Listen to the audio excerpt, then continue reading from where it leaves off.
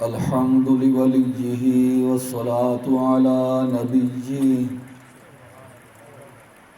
محمد وآله وأصحابه المتأدبين بآدابه. أما بعد فأعوذ بالله من الشيطان الرجيم.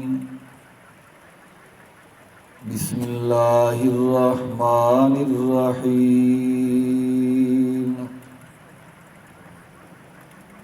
فمن كان يرجو لقاء ربه فليعمل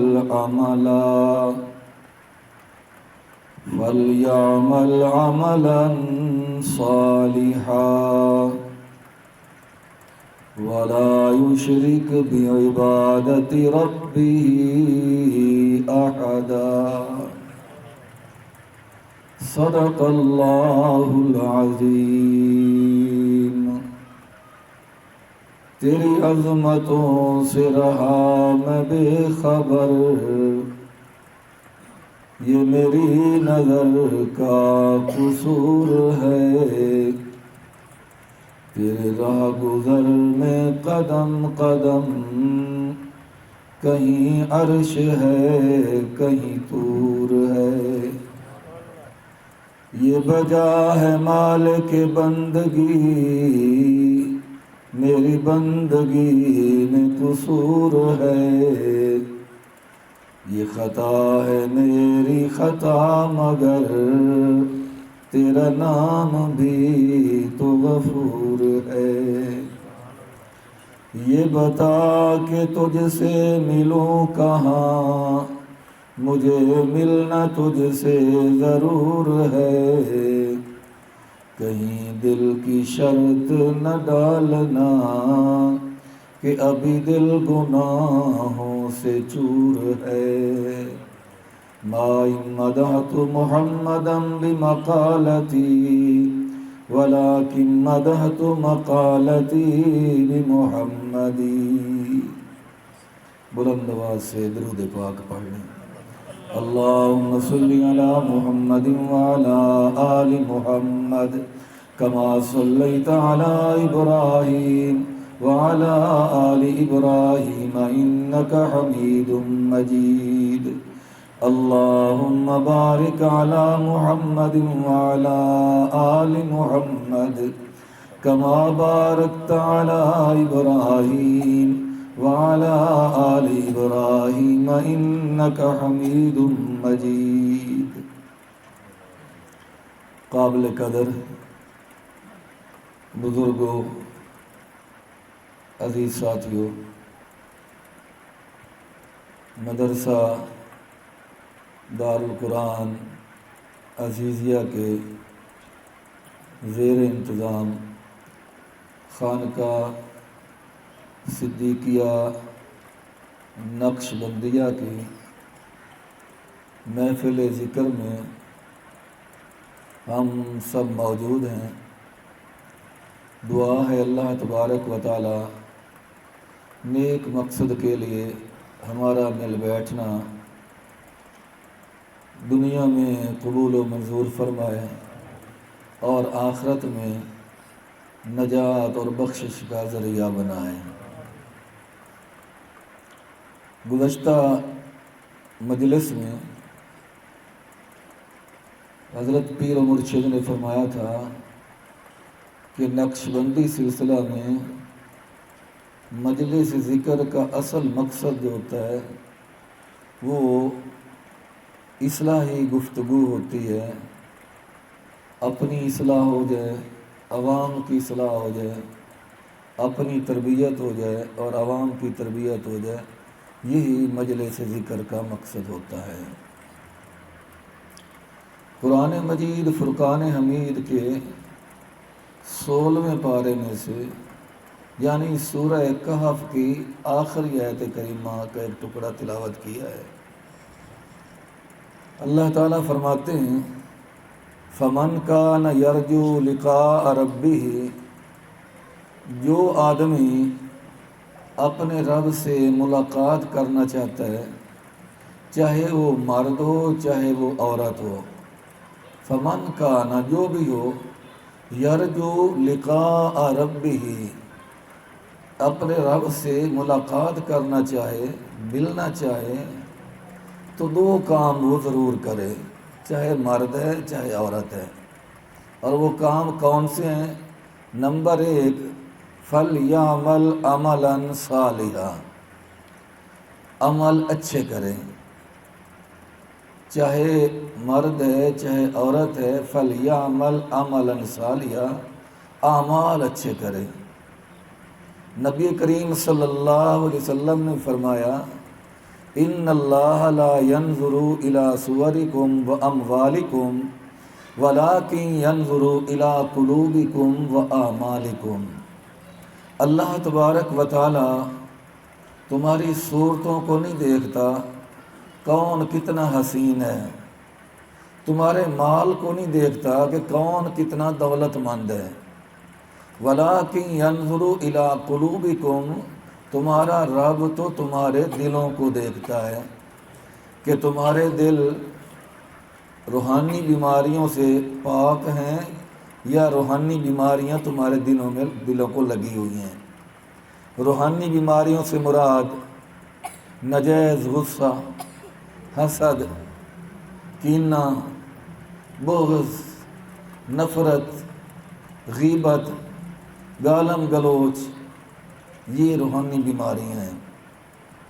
وَلَٰكِن يَنْظُرُ إِلَىٰ قُلُوبِكُمْ، اللہ تمہارے دلوں کو دیکھتا ہے کہ اگر تمہارے دل روحانی بیماریوں سے آلودہ تو نہیں ہو چکے، وَأَعْمَالِكُمْ، اور اللہ تعالیٰ تمہارے اعمال کو دیکھتا ہے۔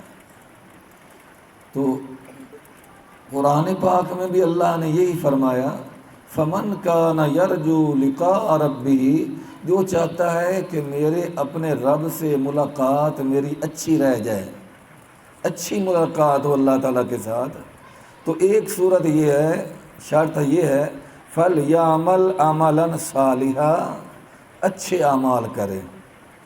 دوسرے مقام پہ فرمایا تقریباً 14ویں پارے میں، من عمل صالحا من ذکر او انثی وہو مؤمن، جو اچھے اعمال کرے چاہے مرد ہو چاہے عورت ہو، وہو مؤمن، شرط یہ ہے کہ وہ مومن ہو، مومنہ ہو، فلنحیینہ حیاتا طیبہ، ہم پھر اس مومنہ عورت کو یا مومن مرد کو اللہ فرماتے ہیں پاکیزہ زندگی عطا فرما دیتے ہیں، صاف ستھری زندگی ہم انہیں عطا فرما دیتے ہیں۔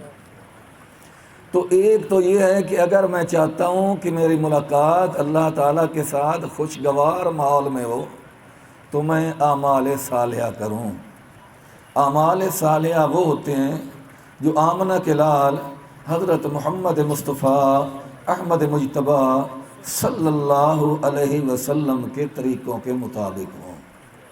اور نمبر 2 فرمایا، وَلَا يُشْرِكْ بِعِبَادَةِ رَبِّهِ أَحَدًا، ایک تو نیک اعمال کرے اور دوسرا اللہ کہتے ہیں میری عبادت کے اندر کسی بڑے کو کسی چھوٹے کو شریک نہ کرے، شریک نہ کرے۔ عبادت کر رہا ہے تو خالص میری رضا کے لیے عبادت کرے۔ حتیٰ کہ علماء نے لکھا ہے کہ ایک آدمی نماز پڑھے، مثال کے طور پہ میں نماز پڑھ رہا ہوں اور آپ دیکھ رہے ہیں میرے دل میں خیال آ گیا میں تھوڑی سی رکعت لمبی کر لوں، تھوڑی سی دعا لمبی کر لوں، یہ کہیں گے کہ بڑے خشوع و خضوع کے ساتھ نماز پڑھ رہا ہے، تو سمجھو میں نے نماز کے اندر ہی شرک کر لیا۔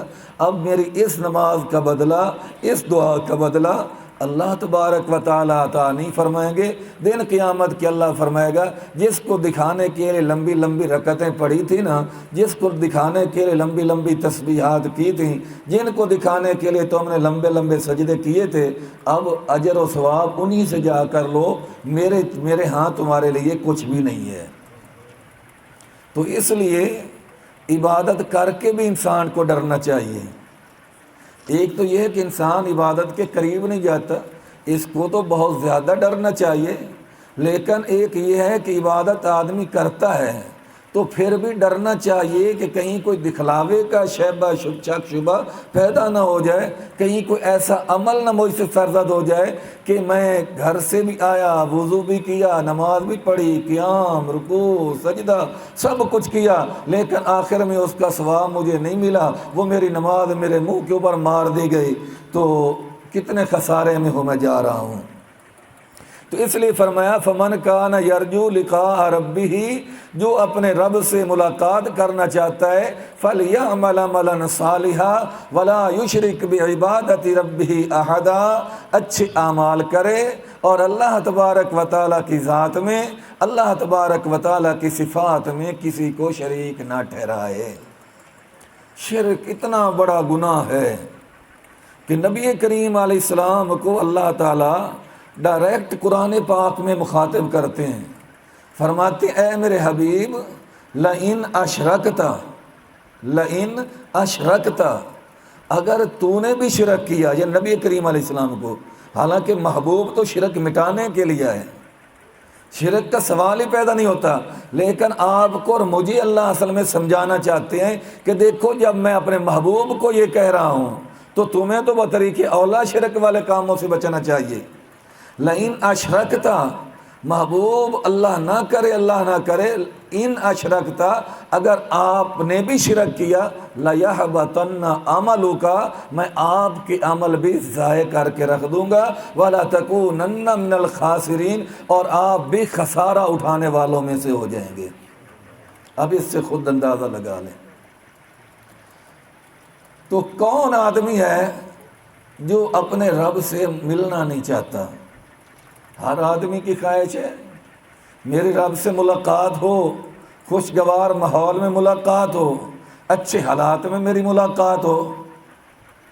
بلکہ ایک اللہ والے تو اللہ تعالیٰ کی ملاقات کے لیے تڑپا کرتے تھے اور یوں کہا کرتے تھے فمن شاہدت عیناہ نور جمالکم یموت اشتیاقا، کہتے تھے کہ فمن شاہدت، جس آدمی نے اللہ تیرے نور کا مشاہدہ کر لیا، تیرے نور کا جس کو مشاہدہ ہو گیا، اللہ اس کا چین ختم ہو گیا، اس کا قرار ختم ہو گیا، اس کے دل کو چین و سکون تب ملے گا جب میرے مولا موت آئے گی اور تیرے ساتھ ملاقات ہوگی، تیرے ساتھ ملاقات ہوگی۔ اللہ تبارک و تعالیٰ کی تجلی، اللہ تبارک و تعالیٰ کی نورانیت کوئی عام نہیں ہے۔ رات ہی میں مطالعہ کر رہا تھا، واقعہ تو کئی دفعہ پڑھا، آپ حضرات نے بھی کئی دفعہ پڑھا بھی ہوگا، سنا بھی ہوگا کہ حضرت موسیٰ کلیم اللہ نے اللہ تبارک و تعالیٰ کے دربار میں عرض کی رب ارنی انظر الیک، اللہ مہربانی فرما مجھے اپنا دیدار کروا، میں تیرا دیدار کرنا چاہتا ہوں۔ جواب بار بار آیا لن ترانی لن ترانی لن ترانی، میرا کلیم نہیں دیکھ سکتے، نہیں دیکھ سکتے، نہیں دیکھ سکتے، مگر کلیم ہے کہ اصرار کر رہا ہے۔ اللہ نے فرمایا وَلَٰكِنِ انظُرْ إِلَى الْجَبَلِ، پہاڑ کی طرف دیکھو۔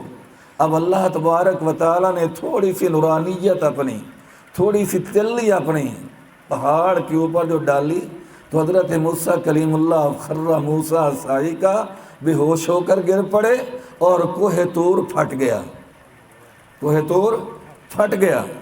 اب یہ واقعہ تو آپ نے سنا بھی ہوگا، پڑھا بھی ہوگا۔ جو بات میں سنانا چاہتا ہوں، اہل عشق لکھتے ہیں کہ وہ کوہ طور پھٹا کیوں؟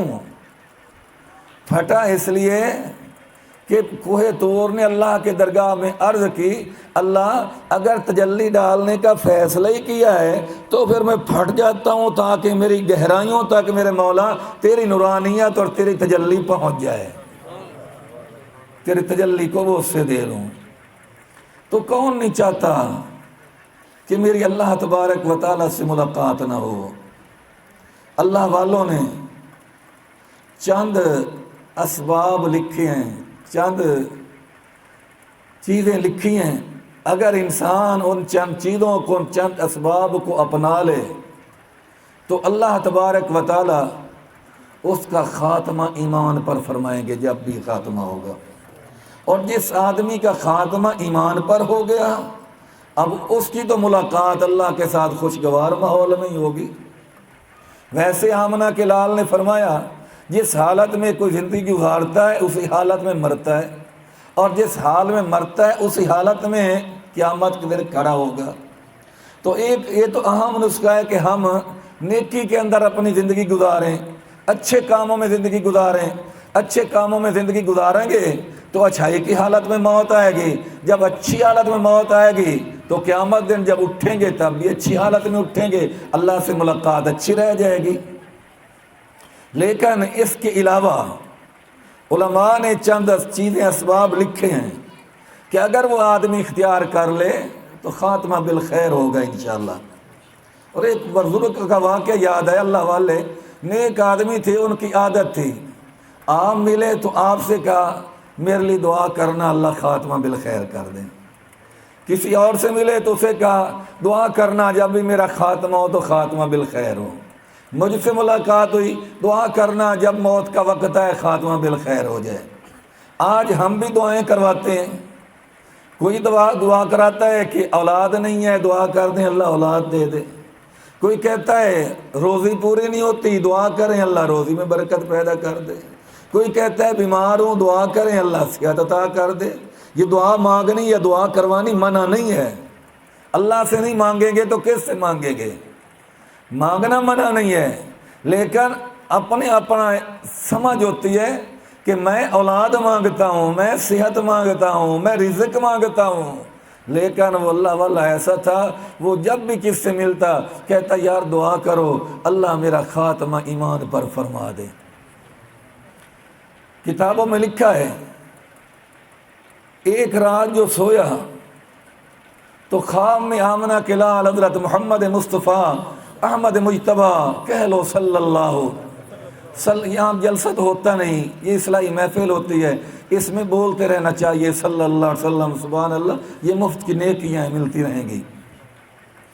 تو خواب میں کہنے لگا یا رسول اللہ صلی اللہ علیہ وسلم میرے لیے دعا فرما دیں، جب موت کا وقت آئے اللہ خاتمہ ایمان پر فرما دیں۔ تو نبی کریم صلی اللہ علیہ وسلم نے فرمایا اللہ کے بندے گھبرا نہ، رو نہ، جب اللہ تبارک و تعالیٰ کی ذات بڑی کریم ذات ہے، بڑی سخی ذات ہے، بادشاہوں کی بادشاہ ذات ہے، جب کسی کو ایمان کی دولت دے دیتا ہے تو حت الامکان واپس نہیں لیتا۔ دنیا دار بھی کچھ دے کے واپس مانگ لیں اور اللہ بھی دے کر واپس مانگ لے تو سمد اور صنم میں فرق کیا رہے گا؟ اللہ نے اگر مرتے وقت تیرے مقدر میں ایمان نہ لکھا ہوتا تو اللہ تجھے دنیا میں ایمان کی دولت ہی عطا نہ کرتا۔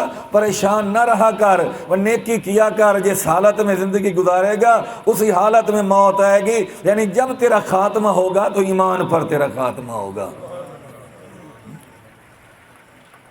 تو جو چند اسباب اللہ والوں نے لکھے ہیں میں وہ بیان کر کے بس بات کو ختم کرتا ہوں۔ نمبر 1، جو آدمی چاہتا ہے کہ میرا خاتمہ ایمان پر ہو، مرتے وقت مجھے کلمہ نصیب ہو، اور یہی موت کا جو وقت ہوتا ہے نا، یہ سب سے مشکل وقت ہوتا ہے انسان پر، مشکل ترین وقت ہوتا ہے انسان کے لیے موت کا وقت، کیونکہ اس وقت شیطان بالکل مسلح ہو کر، ادھر موت کی سختی ہوتی ہے اور ادھر شیطان مسلح ہو کر برابر آ کے حملہ کرنا شروع کر دیتا ہے، کبھی ماں کی شکل میں، کبھی ابے کی شکل میں، کبھی دوست کی شکل میں، کبھی شراب کا پیالہ پیش کرتا ہے، کبھی کوئی اور پیالہ پیش کرتا ہے اور کہتا ہے میری مان لے میں تیری ماں ہوں، تجھے میں نے جنا، تجھے میں نے پالا، تجھے میں نے بڑا کیا، اگر یہ تو پی لے تو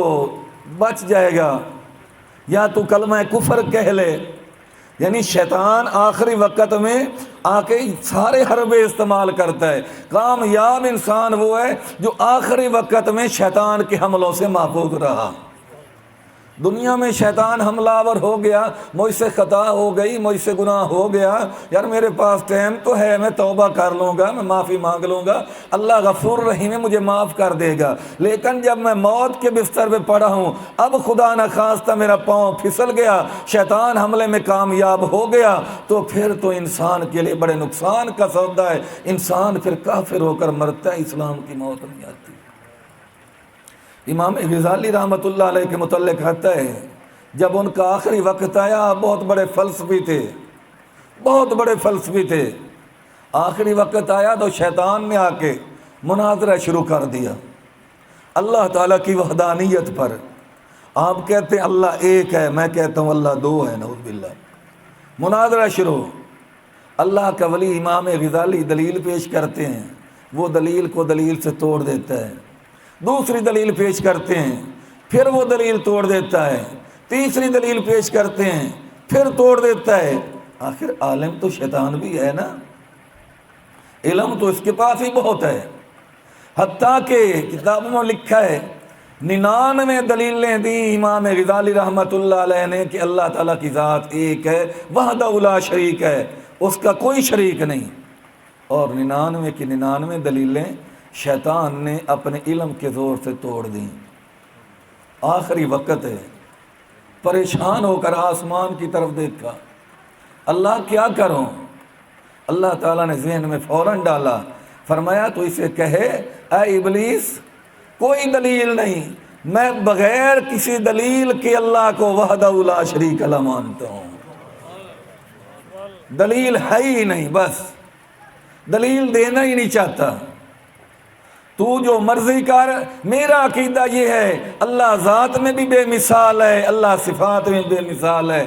ادھر یہ بات کہی، ادھر شیطان دوڑ گیا، ادھر اللہ کے ولی کی روح پرواز کر گئی۔ وہ تو اللہ کا ولی تھے بھائی، ہم اپنی اوقات تو دیکھیں، ہم اپنی حیثیت تو دیکھیں۔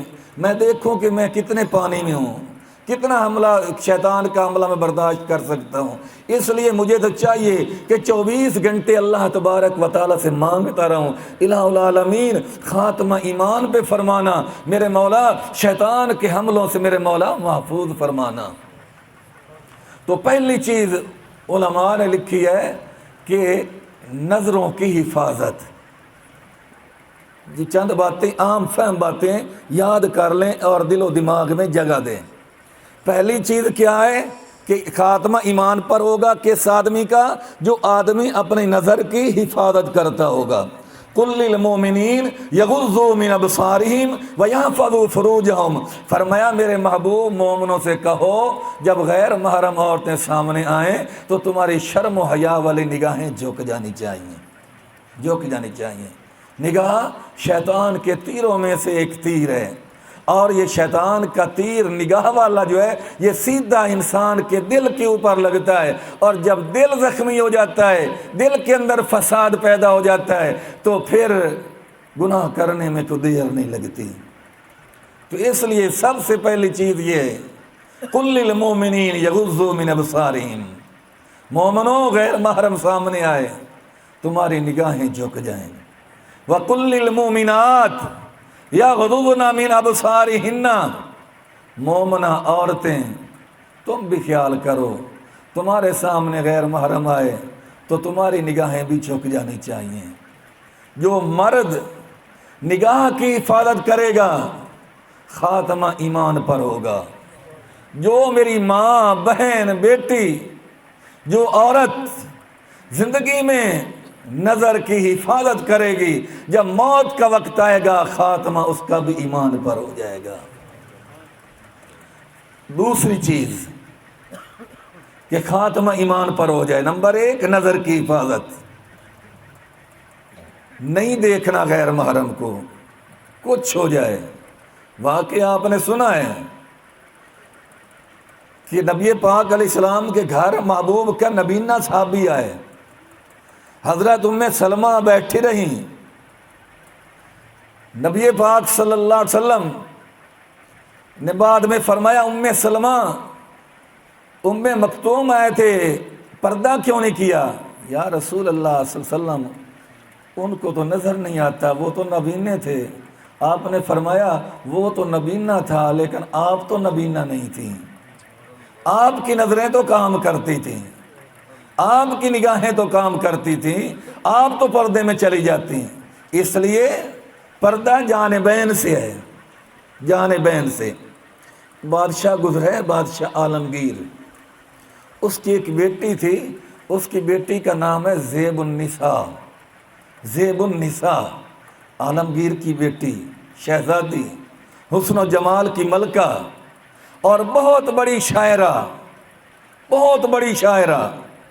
उसने कलाम जो लिखा, शेर लिखे, और किसी शायर की नज़र पड़ गई शेरों पर, तो बस शेर पढ़कर ही लड़की पर फरेफ्ता हो गया। कलाम इतना खूबसूरत है तो कलाम लिखने वाली कितनी खूबसूरत होगी। तो इसने पता किया किसके अशार हैं, पता चला ज़ेबुन्निसा के हैं, आलमगीर की बेटी के हैं। तो इसने ख़त लिख दिया। ख़त लिखा कि अल्लाह की बंदी, मैं आपसे मुलाकात करना चाहता हूँ। आपकी शेर मैंने शायरी जो पढ़ी है तो मैं मजबूर हूँ, मेरा दिल चाहता है मैं आपकी मुलाकात करूँ। अगर शायरी इतनी हसीन है तो आपके चेहरे में कितना अल्लाह ने हुस्न रखा होगा।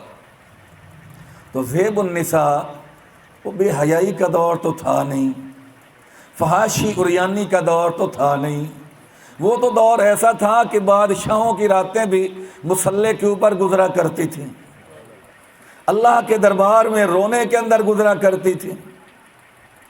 तो शहजादी ने जवाबी ख़त लिखा और कहने लगी, अल्लाह के बंदे तू भूल गया है, तू समझा है कि शायद कोई बाजारी लड़की है और मैं ख़त लिखूँगा मुलाकात हो जाएगी। तुझे पता होना चाहिए बाजारी नहीं हूँ, बादशाह की बेटी हूँ, शहजादी हूँ, और बग़ैर पर्दे के बाहर निकलना मैं अल्लाह की नाफरमानी समझती हूँ, अल्लाह के महबूब मुहम्मदुर रसूलुल्लाह सल्लल्लाहु अलैहि वसल्लम की नाफरमानी समझती हूँ। और अगर तेरा गुजारा नहीं होता मेरे दीदार किए बगैर तो फिर मेरा कलाम पढ़ा कर। क्या किया कर? मेरा कलाम पढ़ा कर, मेरे शेर पढ़े कर। क्यों कि कलाम करने वाला, बोलने वाला अपने कलाम में इस तरह छुपा हुआ होता है जिस तरह गुलाब के अंदर खुशबू छुपी हुई होती है। अब खुशबू गुलाब है, सूंघो खुशबू आएगी, लेकिन आंखों से देखो खुशबू नज़र नहीं आएगी, आंखों से नज़र नहीं आती, लेकिन है खुशबू गुलाब के अंदर। इसी तरीका पर जिस आदमी का कलाम है वो आदमी अपने कलाम के अंदर छुपा हुआ है।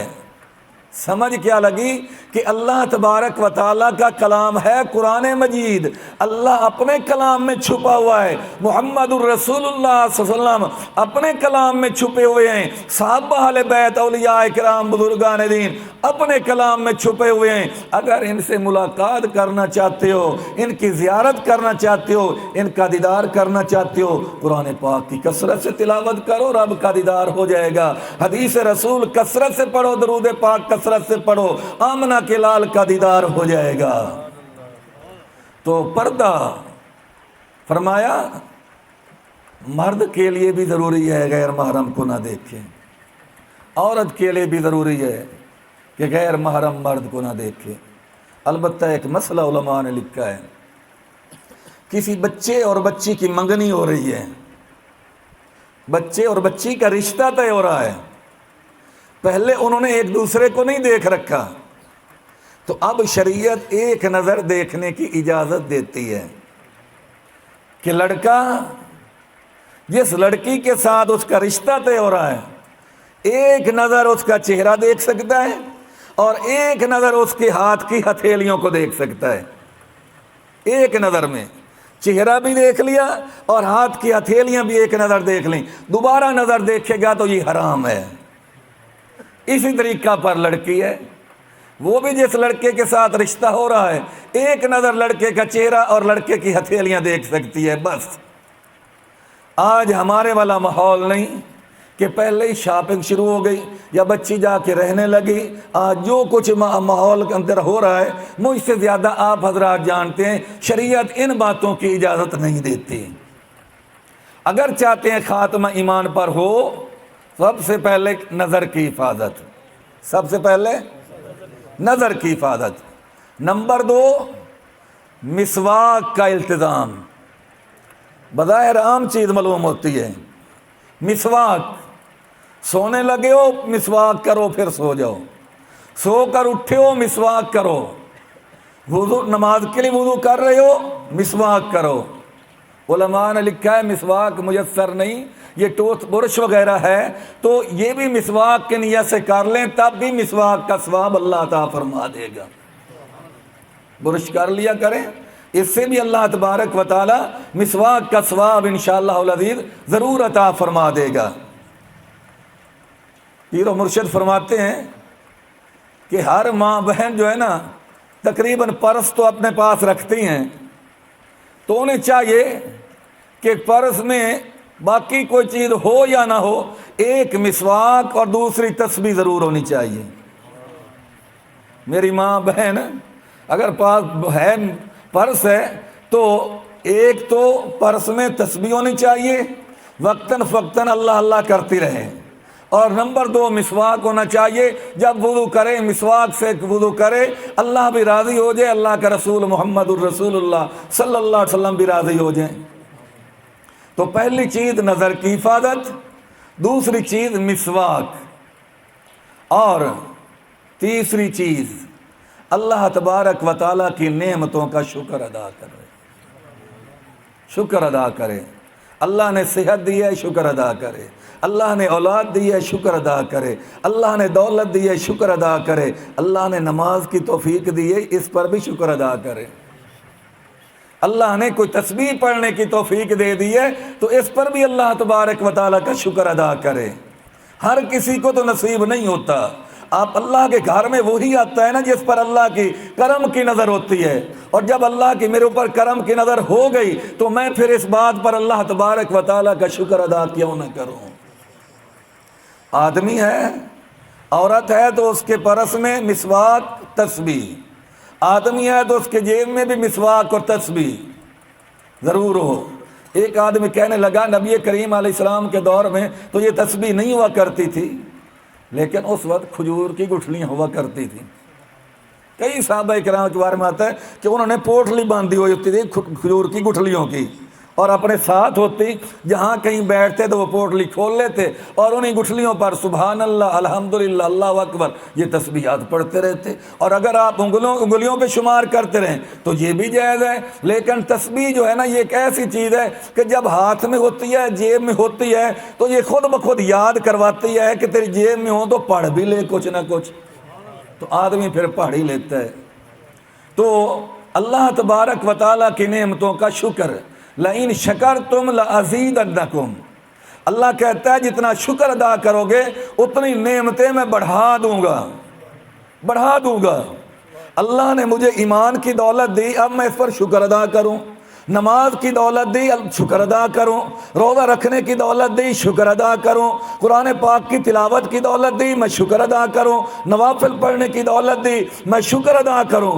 تو میں جب شکر کروں گا نیکی پر تو اللہ اس نیکی کو بڑھاتا جائے گا حتیٰ کہ مرتے وقت بھی مجھے کلمے کی موت اللہ عطا فرما دے گا۔ تو اللہ تبارک و تعالیٰ کی نعمتوں کا شکر ادا کرنے کا جو آدمی عادی بن جائے اسے یقین ہو جانا چاہیے کہ مجھے مرتے وقت ضرور انشاءاللہ العزیز کلمہ نصیب ہوگا، ضرور کلمہ نصیب ہوگا۔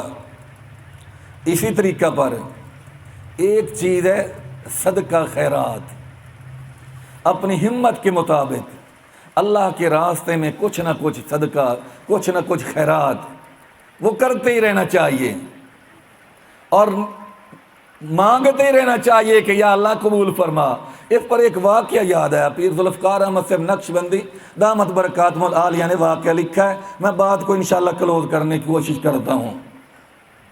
ایک اللہ والے تھے بزرگ، رونے کی بات ہے کہ ہم اللہ کے دربار میں روتے نہیں، اس لیے ہماری مرادیں پوری ہوتی نہیں۔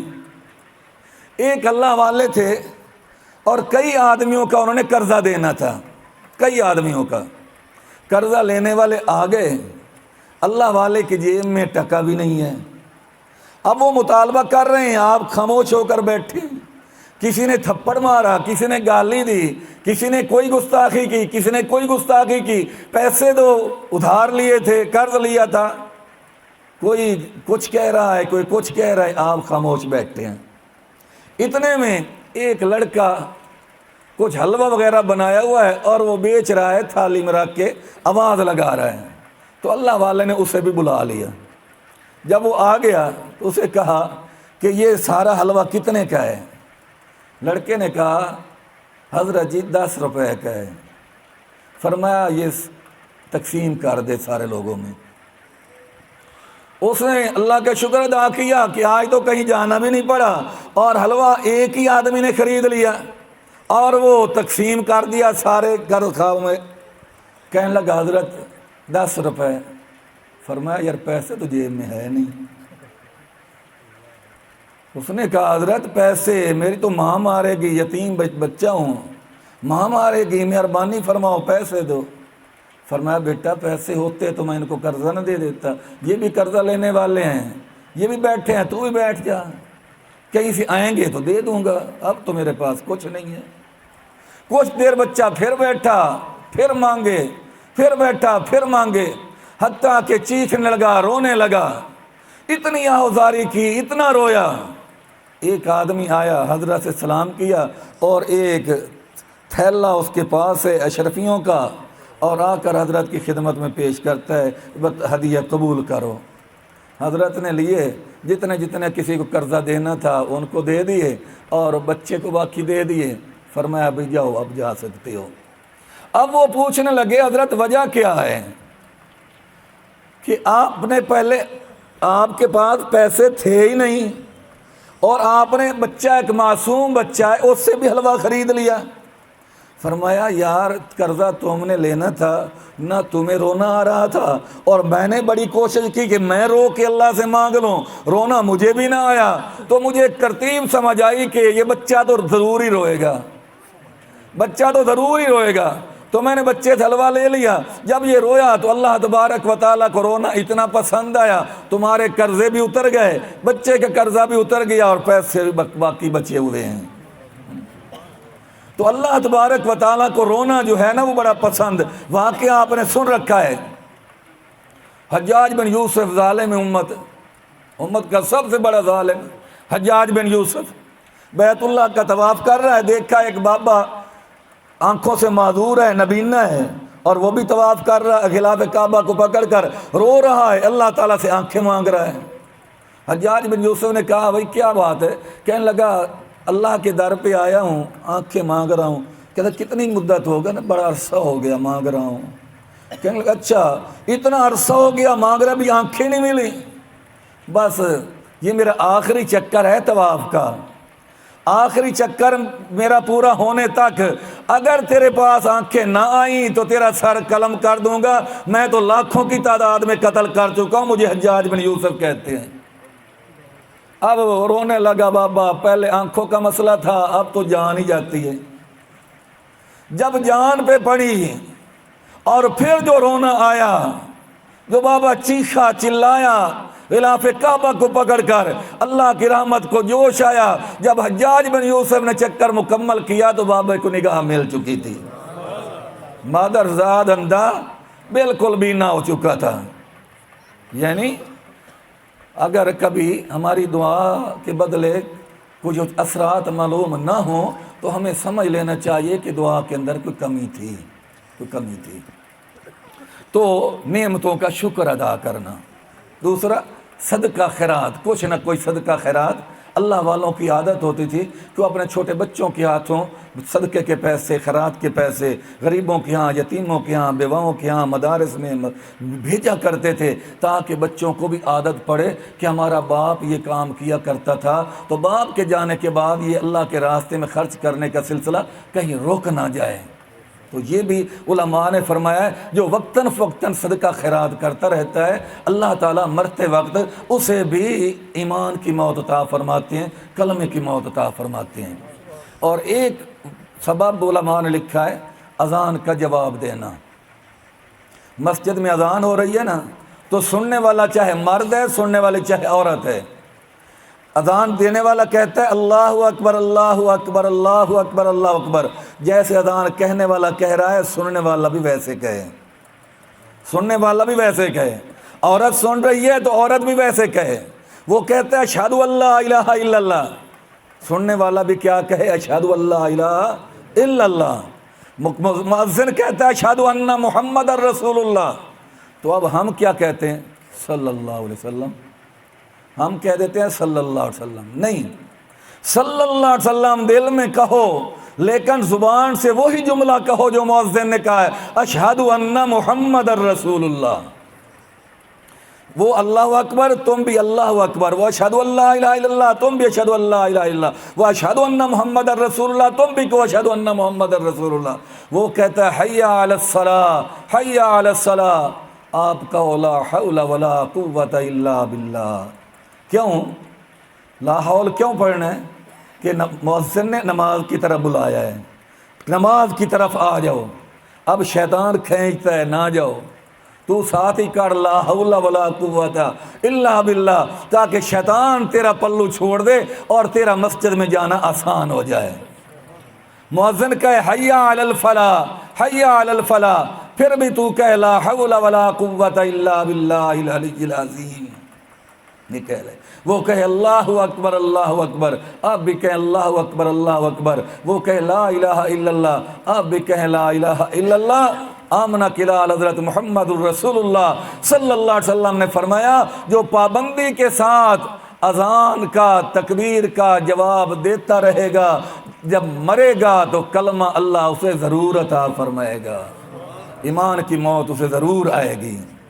تو یہ تو بالکل آسان مسئلہ ہے نا، بالکل آسان مسئلہ ہے، بعد میں اللہ اکبر اللہ اکبر کہتا رہے ساتھ ساتھ۔ اسی طریقہ پر ایک چیز علماء نے لکھی ہے، اللہ تبارک و تعالیٰ کی ذات کے ساتھ محبت کا اظہار کرتا رہے، محبت کا اظہار کرتا رہے کہ مجھے اللہ تبارک و تعالیٰ سے بڑی محبت ہے۔ پتہ کیسے چلے گا؟ پتہ تب چلے گا جب اللہ کے احکامات کے مطابق زندگی گزارے گا، تو پھر دعوے میں سچا ہے مجھے اللہ سے بڑی محبت ہے۔ اور ایمان والوں کی نشانی ہے والذین آمنوا اشد حبا للہ، جو ایمان والے ہیں وہ سب سے بڑھ کر اللہ تعالیٰ کی ذات سے محبت کرتے ہیں۔ اللہ اپنی ذات کی ہمیں بھی محبت عطا فرمائے۔ اور ایک چیز علماء نے لکھی ہے، کلمہ طیبہ کی کثرت، کلمہ طیبہ کی کثرت، کثرت کے ساتھ کلمہ طیبہ پڑھتا رہے زندگی میں، لا الہ الا اللہ، لا الہ الا اللہ، لا الہ الا اللہ، لا الہ الا اللہ، لا الہ الا اللہ محمد الرسول اللہ۔ یہ چلتے پھرتے بیٹھتے اٹھتے خلوت جلوت میں جب یہ کلمے کو اپنا ورد بنا لے گا تو موت سے پہلے اللہ تعالیٰ اس کی زبان پر کلمے کو جاری فرما دیں گے۔ آخری بات اہل اللہ حضرات نے لکھی ہے کہ سب کچھ کرے، نظروں کی حفاظت کرے، مسواک کی پابندی کرے، اللہ کی نعمتوں کا شکر ادا کرے، اللہ کے خوف سے ڈر کر گناہوں سے بچنے کی کوشش کرے، کلمہ طیبہ کی کثرت کرے، صدقہ خیرات کرتا رہے، اذان کا جواب دیتا رہے، اس کے ساتھ ساتھ فرمایا کہ دعاؤں کا بھی اہتمام کرے، دعاؤں کا بھی اہتمام کرے۔ اللہ تو دعا کر جو ہے نا عبادت کر کے رو رو کے اللہ تبارک و تعالیٰ سے قبولیت بھی مانگے کہ یا اللہ میری دعا کو قبول فرما، الدعاء مخ العبادہ۔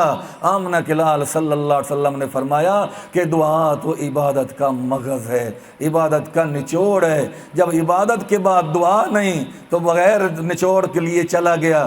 ایسے ہی ہے نا، جیسے کھیر ہے، دودھ ہے، تو دودھ کے اندر اصل تو مکھن ہوتا ہے نا، آدمی دودھ تو سامنے دیکھتا رہے، لیکن جب مکھن کھانے کی نوبت ہے آدمی اٹھ کر چلا جائے تو وہ بد نصیب ہوتا ہے۔ تو اس طرح عبادت کا جو مکھن ہوتا ہے وہ دعا ہوتی ہے کہ آدمی رات دن اللہ تبارک و تعالیٰ کے دربار میں گڑ گڑا کر دعا مانگتا رہے، اپنے لیے مانگے، اپنی اولاد کے لیے مانگے، اپنے استادوں کے لیے مانگے، اپنے پیر و مرشد کے لیے مانگے، اپنے خاندان کے لیے مانگے، عزیز و اقارب کے لیے مانگے، رشتہ داروں کے لیے مانگے، شہر والوں کے لیے مانگے۔ آمنہ کے لال نے فرمایا ایک دعا حاضر کی حاضر کے لیے میں آپ کے لیے کروں، آپ میرے لیے کریں، یہ بھی اللہ قبول کرے گا، لیکن ایک دعا غیب کی غیب کے لیے، آدمی یہاں موجود نہیں، ہم ان کے لیے دعا کر رہے ہیں یا وہ وہاں بیٹھے ہمارے لیے دعا کر رہے ہیں، تو فرمایا یہ دعا تو بڑی جلدی ہی اللہ تعالیٰ قبول فرما لیتے ہیں۔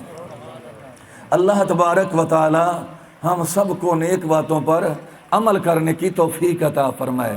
یہ باتیں اصل میں میرے پلے باندھنے کی ہیں، آپ کے پلے باندھنے کی ہیں، اور ان باتوں کو اپنی زندگی میں لانے کی ہمیں کوشش کرنی چاہیے۔ کوئی مشکل بات تو ہے نہیں، نظر کی حفاظت کر لے، مسواک کی پابندی کر لے، ہر حال میں اللہ جو نعمت دے کہہ لے الحمدللہ، اتنا ہی کہنا ہے، شکر ادا ہو جائے گا۔ اللہ تعالیٰ کوئی گناہ کا خیال پیدا ہی ہو جائے، فوراً سوچے کہ ان بد شربک لشدید، اس کی پکڑ سے مجھے کون بچائے گا، تو فوراً گناہ سے بچ جائے گا۔